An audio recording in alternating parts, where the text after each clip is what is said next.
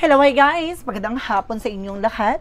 On this your guest from Masagari Channel, a faith healer also matarders sa ngayong hapon na to. Tignan natin sabihin sa inyo ng ating mga gabay. So this is a weekly gabay for the month of October 1 hanggang October 7 for the sign of Libra. So Libra, welcome sa my channel. Ano kayong messages, advices, and spirit guides ang ating masasaga for today's video? Kanino kayang energy or kaganapan sa buhay ng mga Libra signs ang ating mga hagilap? So guys, this reading is a general reading lamang, hindi lahat makaka-resonate. Kunin lamang po makaka-relate sa inyo. And comment down below kung kaninong energy ang ating nasaga. Because don't forget to like and subscribe my channel and hit the notification bell for more videos update. Daragas maraming salamat po sa mga walang sawa pagsuporta sa aking channel. Lalong-lalo na ang skip ng ads away pagpalaing kayo ng Diyos at may kapal. Siksik liglig umapaw na biyayang manumbalik sa inyo. So let's see guys, what is the messages advising ng ating angel spirit for the sign of Libra? So let's see and watch this. Ano kaya kaganapan sa buhay ng mga Libra signs ang ating mga gilap? Tuklasin na natin yan guys. So there's a 12 swords. Now there's something decision that you need to make. So may mga part na nahihirapan ka mag-decide. So may mga part na maaring nagbibigay kaguluhan sa'yo. Before anything else guys, no, happy birthday sa lahat ng mga Libra signs po, no? Saan man sulok kayo ng mundo, gabayan po kayo ng ating poong may kapal. So may mga bagay daw dito, desisyon na kailangan mong pag-isipan, no? Kasi nagkakaroon ka ng pangamba, alinlangan, no? Nung parang nagba-back and forth ka eh. So, nagkakaroon ka ng alanganing desisyon. So, there is the 5 of Wands. So, there's something complication. Ibig sabihin nito, may mga bagay din na nagbibigay komplikasyon dito sa situations mo. Kaya ka natatakot, nangangamba. Kasi natatakot kang magkamali o natatakot kang maipit sa situations. Alamin pa natin to. And there's a 6 of Wands for victory. No, kaya ka nahihirapan din mag-decide dahil siguro there's a divine intervention. Paalala sa natin divine na kailangan mong pag-ingatan. No, yung bawat decision baka pagsisihan mo at the end of the time. So ganun siya. No, kaya kailangan pag-isipan mo para hindi ka maipit sa huli. And there's a 9 of Wands for slow and steady. Matuto kang kumalma. No, wag kang agresibo. Kailangan pag-isipan mabuti yung bawat decision and actions mo. At the same time, there is the King Man. Baguhin mo yung perspective mo, baguhin mo yung pananaw mo. No, there's something letting go. No, may mga bagay siguro na kailangan mo i-let go. At hintayin yung tamang pagkakataon. There's a 4 of Pentacles. No, proteksyonan mo at pangalagaan yung grounds mo. Mag-save ka. Parang may nasense ako dito, guys. May gusto kang bilhin. May gusto kang gawin. No? Magtatagumpay ka pero kailangan mo muna mag-ipon. No? Huwag mong ipapangutang. No? There is something na parang naghihirapan ka mag-decide kasi hindi mo pa hawak-hawak. No? At mayroon ditong bagay na nakakaranas ka ng stock or something delays, no, sa mga transactions mo. Hanggat hindi mo pa napangahawakan, wag mong pagdesisyonan. Parang sinasabi na wag mong ipapangutang, no, wag ka magmadali. So kailangan mong kumalma with the 9 of Wands. Ayun yung sinasabi dito. No? Kailangan mo rin baguhin ng strategy mo, no? And of course, mag-save, no? And of course, mag-ipon. Magigpit ng sinturon kung kinakailangan. No, additional messages, so there's a high five for education. So, kailangan mo matutunan, no?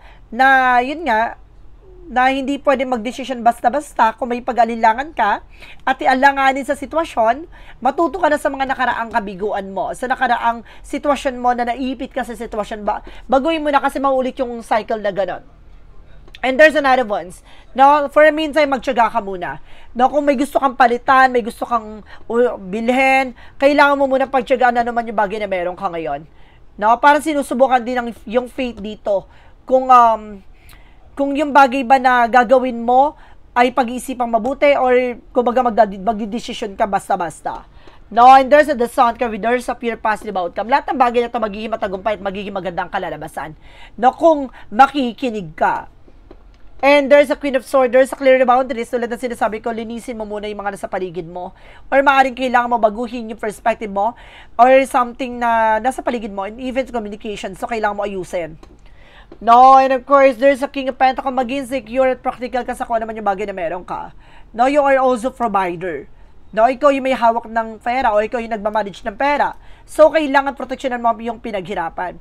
No, baguhin mo na yung mga nakagalawan, nakagistan mo na bahala na si Batman, gato ganyan. No, kailangan paglalaanan mo ng panahon at oras yung bagay bago ka mag-proceed. Kailangan, itong bagay na to ay kailangan walang magiging cause and effect, ganon.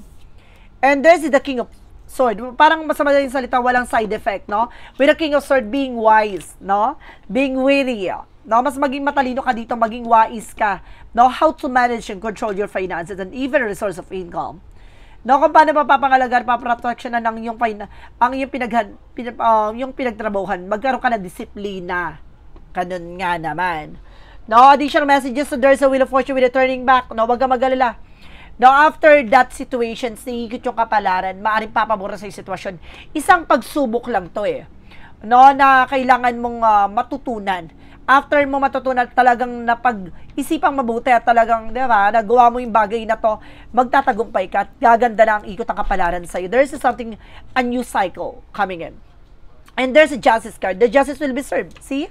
Kumbaga, there's a cause and effect or something consequences. Ibig sabihin, kung hindi ka nakinig, nagmadali ka, at talagang, diba, pala decision ka, there's a complication dito, kung ano man yung bagay na ginawa mo, there's a bounce back. No? There's a something cause and effect. And there's a consequence and karma. So, kailangan mag-ingatan mo. Kung nagtiyaga ka, nagpursige ka, see, makakamit mo ang pag-aani, no? Makakamtan mo ang ginhawa. And of course, there's a 12 ka with a partnership, even sa pakikipag-ugnayan, pakikipag-usap, pakikipagtalakayan. Lahat ng bagay na to, kumbaga kailangan matuto tayong, kumbaga, makipag-collaborate with your person or either, maaaring makipagtulungan, unity. And there's a need of something moving forward. Makaka-move on ka rin. Unti-unti lang. No? Hindi yan mamamadali. Na may mga bagay dito na kailangan mo i-let go. Yung mga nakasanayan mo, bisyo, luho, kung gusto mo mabago yung buhay mo, unti-unti mo nang baklasin yan. This is the Queen of Swords. Clear the boundaries. No, linisin mo yung makakasira ng iyong pag-unlad. And there's a magician for manifestation. May mga bagay na unti-unti mo ma-manifest. Kung ano man yung bagay na yung pinapangarap at tinaasa, makakamit mo yan. Kung makikinig ka at proteksyonan mo ano man yung bagay na iyong gagawin. And of course, there's a King of Swords, there's a vision. Lagi mo titignan yung magiging posibilidad o yung kalalabasan. Look at the bigger picture. No, ibig sabihin, malayo pa lang, dapat alam mo na yung magiging consequences. No, yung mga action. Kung mag-iipon ka, magtitipid ka, mag-iimba ka, and of course, i-manage mo, at talagang ipaglalaanan mo na panahon at oras yan, at doon mo talaga ibibigay doon sa kung saan ka lalago, kung saan ka uunlad. Ano pang magiging maganda ano ang magiging kalalabas ang kapalaran mo? Magiging maunlad, na magiging masagana. No, pero kung mamadaliin mo at talagang ayun nga, no, naging pala decision ka at hindi ka naging maingat sa mga pinagtrabahuhan mo, habang buhay kang ganun magiging senaryo mo. Ngayon linggong to ay linggo ng pagtuklas na dapat mong malaman na mayroong kang bagay na dapat baguhin sa maling sistema ng buhay mo. For the outcome, there's a tower moment for a sudden changes. Diba? Hindi lahat ng oras hawak mo ang kapalaran at hawak mo ang araw na to. No? Ibig sabihin, with turning back, no, sa moment na to, the more na maganda ang mood or the more na maganda ang araw mo, the more na maganda ang pasok ng pera sa'yo, ipunin mo. No? I-save mo. Dahil hindi lahat ng araw swerte ka at hindi lahat ng araw meron ka. No, there's something a wheel of fortune, bilog ang mundo. No, ibig sabihin dito, kung matututo ka sa lahat ng naging lecture sa nakaraan mo, hindi na magiging ganoon ang kalalabasan.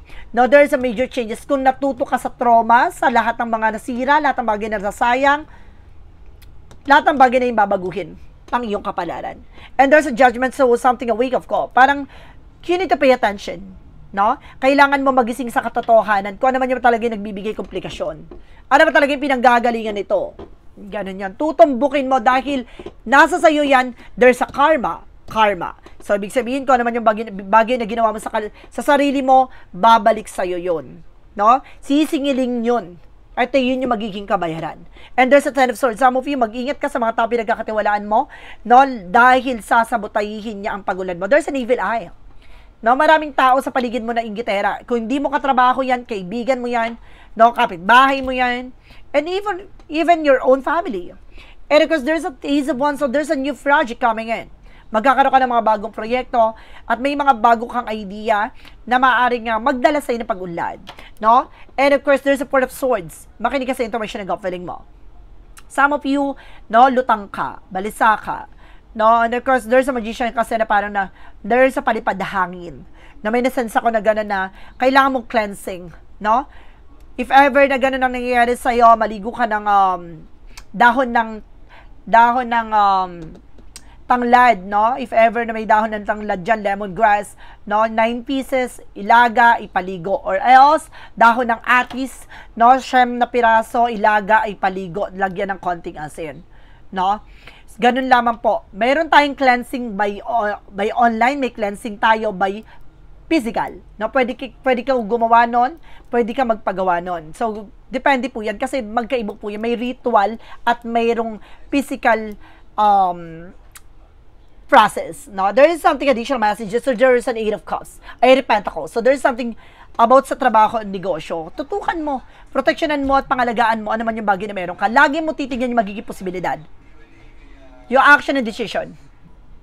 Okay, let's see what is additional messages with an angel spirit with a finances and career, love life at kalusugan. Let's watch this. Okay, we proceed na tayo guys, no? Pagdating sa finances and career, love life at kalusugan. Okay, so there is a King of Cups. No, there's a devoted supportive person. Pagdating sa finances mo, very passionate ka naman. Na talaga nakatutok ka, no, talagang gusto mo yung ginagawa mo. And there's the Queen of Wands. Basta lakasan mo ng loob mo. No, kailangan mo ng kumpiyansa. The more na confident ka sa ginagawa mo, the more na nagsasucceed ka. No, this is something the Queen of Wands, no? There's a Queen of Pentacles, sorry. There's a Queen of Pentacles. Just being maturity, pagdating sa business or trabaho, na kailangan proteksyonan mo ang iyong sarili. Mag-save ka kung kinakailangan. And this is something the Knight of Cups, there's an offer. No, there's a promotion. Na may paglago ng iyong finances, maaring gumanda ang takbo ng iyong negosyo o maaring yung trabaho mo, no? Maaring madagdagan ang salary mo, na may offer din sa'yo, with the international. There's the Empress card, from River, no? Self-love, self-care, at there's a blessing, so mag-aaring magkaroon ka ng bagong negosyo. And of course, there's a Nine of Pentacles, there's a potential for abundance. Alam mo, may potential ka para maging malago, no? Kung magagaganda buhay mo dito, na talagang magiging masagana, nag-uumapaw na kayamanan. Pagdating sa love life, there's a Four of Swords, maaaring ikakasal ka, at maaaring yung person mo is very devoted talaga.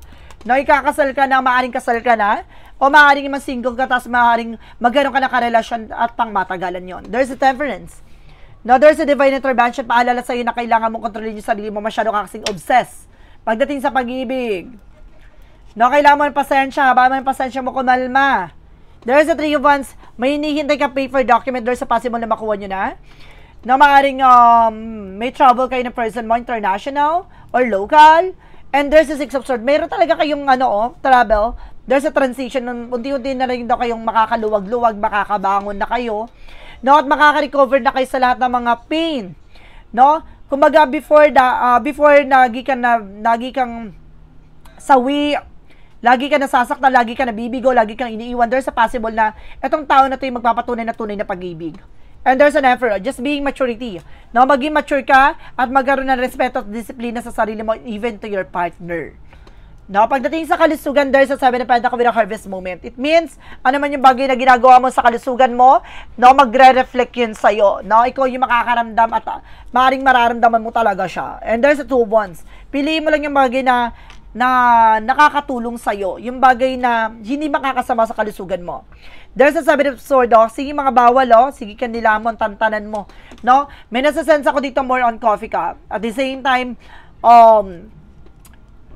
na mahilig ka sa rice, no? The same time, bawasan mo yon. And there's an Ace of Swords with a breakthrough. Magtatagumpay ka. May mga bagay dito maaaring magbigay liwanag sa'yo. Lilinaw yung isipan mo dito, guys, ha? Pag nag-cleansing ka, lilinaw yung isipan mo dito. Parang bila kang, ma-wash out lahat ng mga negativity sa utak mo. And there's a Star card. See?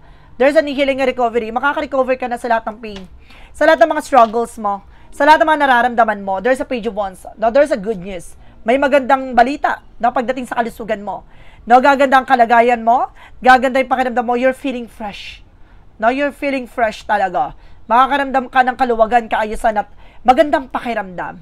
So let's see what is additional messages with the Magic of Fire messages, advices, and because of pick a card, yes or no. So let's watch this. Okay, we're back. So nandito na tayo guys with the Magic of Fire messages, advices for you. So there's an assertiveness, no? Kumbaga sinasabi dito, panghawakan mo ko naman yung bagay na pinapaniwalaan mo. At the same time, there's a winter, no? Maaring ngayong winter season, maaring masagot na lahat ng katanungan mo. And there's a perfect timing. So this is the moment. Ito na yung panahon at pagkakataon para maka-move forward ka, talaga maka-recover ka na, or maka-move on ka na, no? Sa lahat ng struggles mo. And of course, there's a detach, no? Kailangan talaga mag-detach, no? Parang sinasabi na, kailangan dumistansya sa mga taong nega na para hindi nyo mahatak. No? Para hindi nyo ma-attract. No? There's a reflections na lahat ng bagay na gagawin mo magre-reflect sa'yo. There's an apology. Mag-ingat kayo sa mga hihingi ng tawad kasi hindi sila sincere. No? And there's a forming na palakasin nyo ang pundasyon nyo. Palakasin nyo ang inyong sarili, ang inyong pamilya, ang inyong tahanan. No? At the same time, yung kalooban mo. What is the synchronicities? There's a journey. See, marami ka pang bagay na tatahaking dito. And there's a rest. No, kailangan mo na pahinga. Marami ka pang bagay na pagdadaanan. So, ipahinga mo yan. No, there's a spiritual guidance. So, kailangan mo ng albularyo yung tutulong sa'yo. No, kailangan mo ng guidance, tulong. No, nang sa ganon, makawala ka sa hindi magandang situations. Or may mga bagay na mabasag ng tuluyan. Ano man yung negativities or black magic involved na related sa reading mo. And there's a divine timing. So, talagang may perfect time and divine timing. So, panahon na nga, no? Simulan ng panibagong kapalaran at kayamanan talaga. And there's a friends. No, mag-ingat kayo with an influence with the friends kasi there's a toxic friends dito.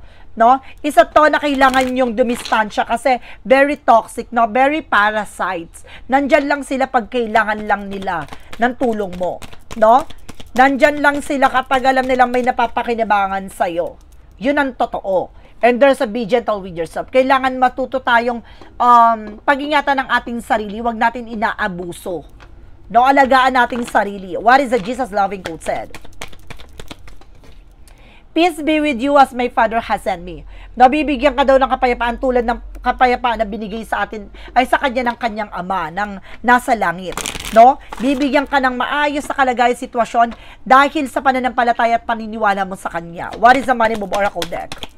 And there's some money matters, especially pagdating sa pera, no, magiging maayos na ang iyong cycle na reserves of income. At the same time, mag-ingat ka lang sa lahat ng gagawin mo.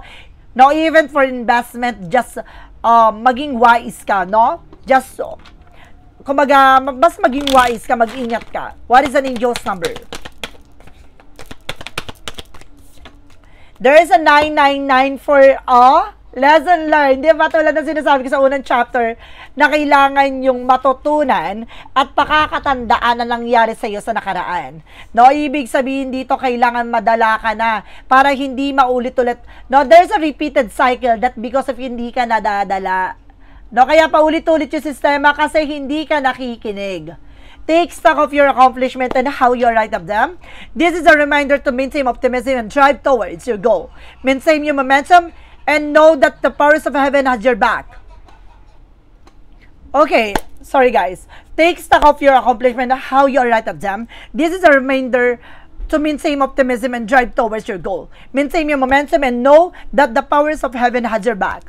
You made it, and rewards goes to you. Talagang magiging sa'yo, kumbaga mapupunta sa sa'yo kung natutunan mo ang naging leksyon sa'yo sa nakaraan. From the shadow work of in what?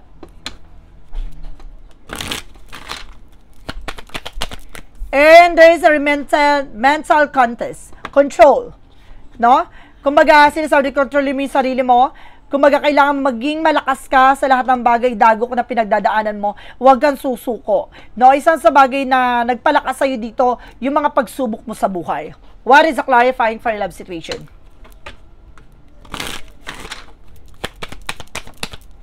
And there's a capricious. Children are involved or someone is being immature. So some of you guys na meron ditong, kumbaga yun nga, no, na may immature na hindi natututo, no, hindi nadadala sa lahat ng nangyayari, na parang isip bata, no, hindi ka pa mature, or maaring yung person mo hindi pa mature sa situations na to, na paulit-ulit yung ganun scenario, siguro, nag-enjoy ka pa. So, ganon, kaya kailangan mo baguhin yung mga galawan or nakagisnan mo kung gusto mo mabago ang ikot ng kapalaran mo. For what lies beneath with the future. And there's an updated, no, expired, discussed, old news, discarded. So, ibig sabihin dito, no, may mga bagay na maaaring ma-discuss ulit, no, papag-usapan ulit. No, yung mga bagay na nakatago dito, parang maraming issue, maraming chismis, no, maraming tao sa paligid mo pinagchichismis ka behind your back. No, maraming mga eksena dito na natapos na, inuungkat pa, at sinasabi dito, may mga bagay din na nangyari sa'yo from the past na maaaring manumbalik, no? Eh, hindi sinasabi matuto kayo kasi there's a repeated cycle eh. Mauulit yung ganun cycle sa buhay mo kung hindi mo babaguhin yung pananaw mo. What is a clarifying for a life situation?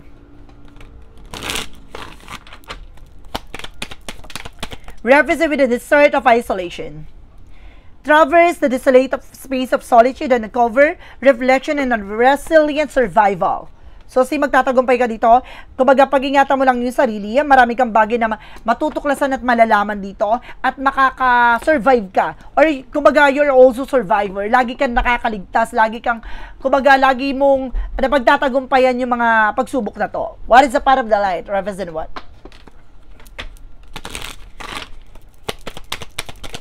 Represent with a firmly believe. So, sinasabi dito, magtiwala at maniwala ka lang sa sarili mo. I believe in myself, in life, as in the goodness of God. With this unwavering faith, I have the power to fulfill my dreams. The will of the mighty guides me, and my life is a part of the divine light. My heart is open to the universe, embracing all that blessings it has to offer.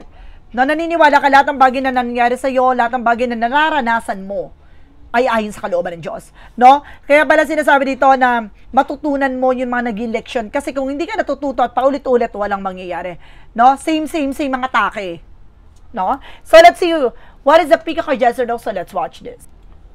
Okay, we're back. So nandito tayo guys with a yes or no pick a card.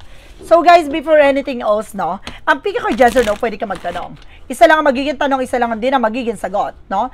Then of course, mag-isip ka ng tanong at pipili ka na magiging sagot within 1, 2, or 3. Then of course, kapag nakapili ka na, please comment down below. Then of course guys, maraming salamat po pala sa mga nag-share ng aking video sa anumang uri ng social media platforms. At maraming salamat po pala sa mga solid subscriber and of course followers natin. And of course sa mga bagong subscriber and followers natin. Sa mga silent viewers natin, maraming salamat po sa inyo.